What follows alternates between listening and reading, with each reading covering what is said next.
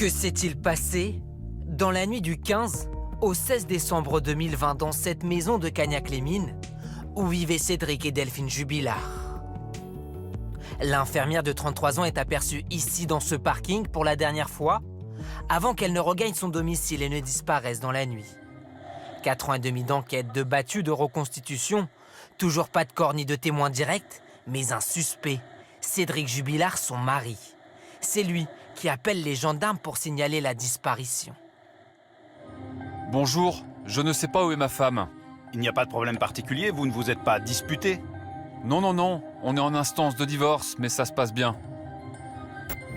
Très vite, les enquêteurs sont intrigués par le comportement incohérent, disent-ils, du mari, qui les reçoit dans une étrange tenue. Un pyjama de type panda, avec la capuche à oreilles et la queue.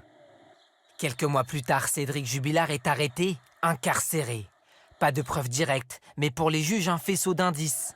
Un téléphone coupé dans la nuit de la disparition, une voisine qui entend des hurlements de femmes, la paire de lunettes de Delphine retrouvée cassée dans le salon, et cette dispute du couple dans la soirée, relatée par leur fils de 7 ans à la police. Insuffisant pour les avocats du suspect.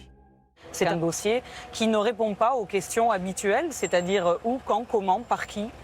Et donc toutes ces questions-là restent complètement en suspens. Devant les juges, Cédric Jubilard a toujours clamé son innocence. Mais il y a quelques semaines au parloir, il aurait confié à une ex-compagne avoir enterré le corps dans un terrain vague. Il m'a avoué qu'il avait repéré cet endroit-là un mois avant, en passant devant cet endroit pour aller sur un chantier. Il m'a dit l'avoir étranglé chez eux, sur le canapé. Un témoignage remis en cause par les avocats du suspect.